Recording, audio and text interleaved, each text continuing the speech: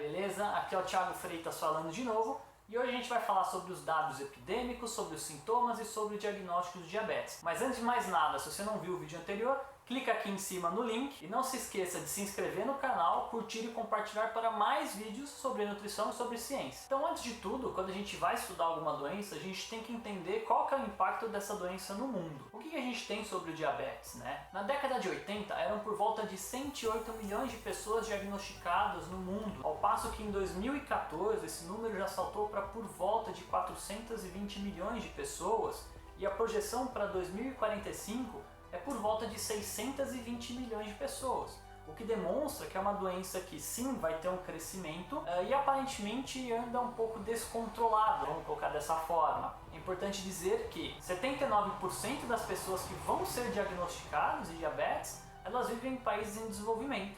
Então se torna cada vez mais importante práticas de saúde em países onde a condição de renda ou acesso básico à saúde, alimentos, enfim, é muito inferior, é muito menor. E como eu sou o cara das tabelas, né, eu trouxe essa tabela aqui para vocês justamente para a gente observar como vai mudar no mundo, né, o diabetes. O que é essa tabela então? É o ranking de 10 países, ou dos 10 países com maior número de diabéticos, né?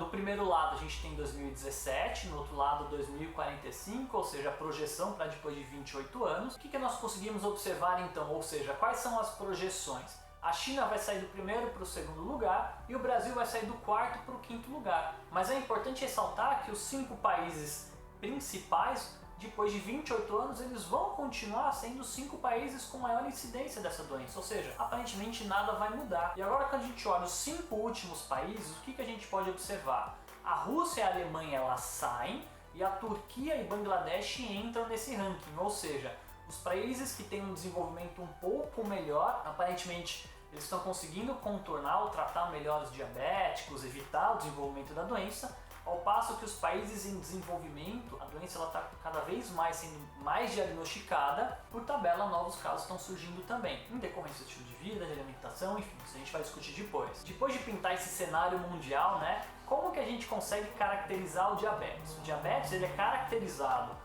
por níveis aumentados e sustentados de glicose no nosso sangue, e toda vez que eu falar glicose eu quero dizer açúcar, além de produção de insulina insuficiente ou ação da insulina insuficiente ou ineficaz, ou seja, a insulina cada vez menos eficaz ou menos produzida e o açúcar cada vez mais elevado no nosso organismo. E os dois tipos mais comuns de diabetes diagnosticados são o diabetes tipo 1, que representa entre 5 e 10% dos diagnósticos, e o diabetes tipo 2, que tem muito mais relação com o estilo de vida das pessoas. O diabetes tipo 1 ele é muito mais comum em crianças e em adolescentes, não sendo excluído adultos, mas são os grupos de maior risco, ao passo que o diabetes tipo 2 é muito mais comum em pessoas de meia idade ou idosos. Mas a gente não pode esquecer que hoje existem diversos tipos de diabetes, sendo mais de 50. Os outros que são mais discutidos e mais estudados são diabetes neonatal, diabetes gestacional ou secundários a qualquer outro tipo de patologia, principalmente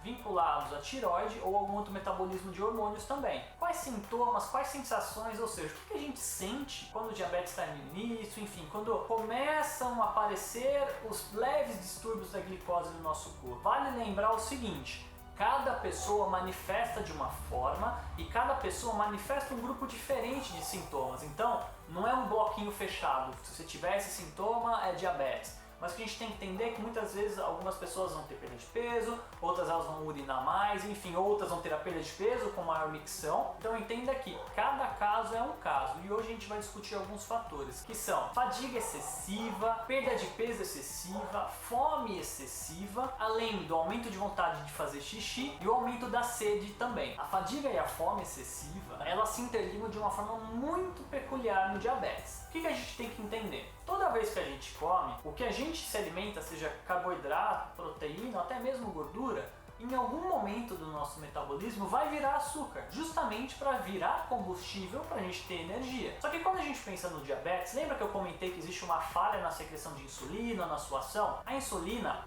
ela é um hormônio que a gente costuma falar que é um hormônio chave e fechadura, ou seja, ela se liga ao açúcar no nosso sangue, carrega esse açúcar para dentro de um receptor e joga esse açúcar para dentro da célula, ou seja, A insulina é a chave e na célula a gente tem a fechadura para essa chave entrar e jogar o açúcar. E por diversos motivos, ou essa insulina está ineficaz, ou muitas vezes a fechadura na célula ali também está um pouquinho deformada, a chave não se encaixa. Agora, vamos pensar o seguinte, você está consumindo, está jogando bastante açúcar no seu sangue. Só que essa chave, ou seja, essa insulina, ela não está funcionando direito. Então às vezes ela se liga ao açúcar, ou muitas vezes não consegue se ligar ao açúcar, só que esse açúcar não está entrando na célula, ou seja, a energia não está entrando onde tem que entrar. E o seu corpo não entende isso. Ora, o açúcar está aumentado no sangue, mas não está entrando na célula. O que o seu corpo faz? Aumenta a fome. Você tem que comer mais, você tem que sentir fome, justamente para jogar mais energia. Percebe como vira um ciclo vicioso? Ou seja, você sente mais fome porque teoricamente não tem combustível no seu corpo,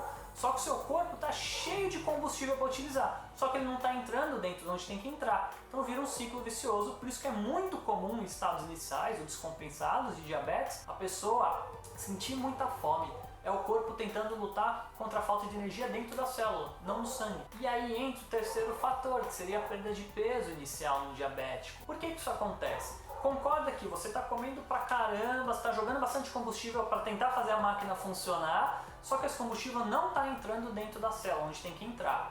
O que seu corpo começa a fazer? Começa a criar estratégias para extrair combustível de dentro do seu corpo. E normalmente ele começa a queimar muito músculo e gordura também, para conseguir extrair essa energia, né? Então ele começa a se consumir para se manter vivo. Tendo dito sobre a perda de peso, fome excessiva e fadiga, agora a gente vai conversar um pouquinho sobre o aumento da vontade de fazer xixi e o aumento de sede. Inicialmente a gente começa a fazer mais xixi porque o açúcar no sangue ele começa a destruir os pequenos vasos, e aí a gente vai falar principalmente dos vasos dos nossos rins. Então ele vai começando a destruir os vasos dos nossos rins, e os rins eles vão perdendo um pouquinho a função de filtração, ou seja, pensa num coador de café. Se você tem um coador de café com a fibra muito fechada, a gente percebe que é muito mais difícil de passar a água ali, né? Além de passar também os grãozinhos de café. À medida que você vai aumentando essa fibra desse coador de café, a água passa com uma velocidade mais fácil. Além de tudo, outras substâncias passam também. No caso, o grão de café. Quando a gente pensa nos rins, é o mesmo cenário. Um rim saudável, ele tende a filtrar tudo que a gente consome e regular muito bem o balanço de entrada e saída de água. Ao passo que um rim, entre aspas, doente ou lesado por excesso de açúcar no nosso organismo, e esse excesso de açúcar ele é crônico, tá? Não é 1-2 dias, mas são meses, anos com açúcar aumentado. A gente percebe que esse rim ele fica mais permeável, ou seja, você acaba perdendo mais água, você faz mais xixi por conta dessa permeabilidade. E qual que é o mecanismo de defesa do seu corpo?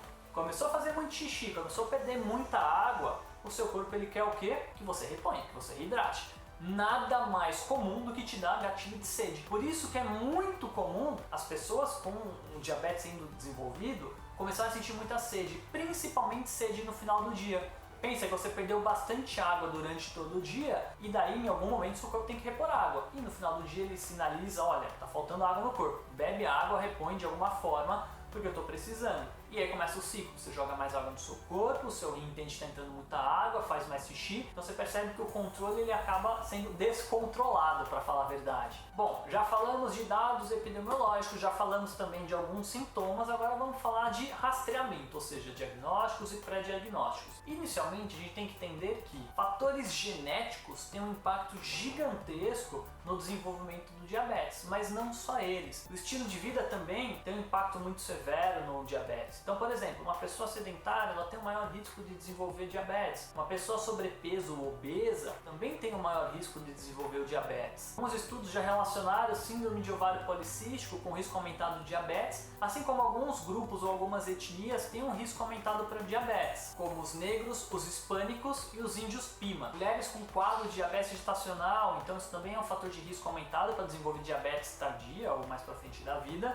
Assim como pessoas com pressão alta, com distúrbios no metabolismo de colesterol, como colesterol alto, triglicéridos elevados também. Então todos esses são fatores de risco aumentado de um pré-rastreamento do risco do diabetes. Agora, tendo rastreado tudo isso, como que a gente faz o diagnóstico? Lembrando que quem faz diagnóstico é médico. Não vai entrar no Google, não vai pedir para um amigo nutricionista ou de qualquer outra área da saúde fazer diagnóstico. Quem faz diagnóstico é médico. Normalmente são pedidas 2 coletas de sangue com intervalo de tempo entre 3 e 6 meses para você validar o primeiro resultado. E a gente usa alguns marcadores. A gente utiliza normalmente a glicemia em jejum, que é um marcador, eu costumo falar que é uma foto do agora, ou seja, vamos ver como o seu açúcar no sangue está hoje. Você usa a glicemia em jejum. A hemoglobina glicada eu costumo dizer que é uma foto do passado, ou melhor ainda, como se fosse um vídeo de 3 meses do nosso passado. Por quê? Avalia a saturação da glicose dentro da molécula de hemoglobina, que tem uma meia-vida no nosso corpo de 2 a 4 meses. Então é um método muito mais eficaz para fazer esse diagnóstico. O terceiro ponto seria dosar a insulina e ver como essa insulina está se comportando no nosso organismo, se ela está em excesso, em qual momento está em excesso. O quarto ponto também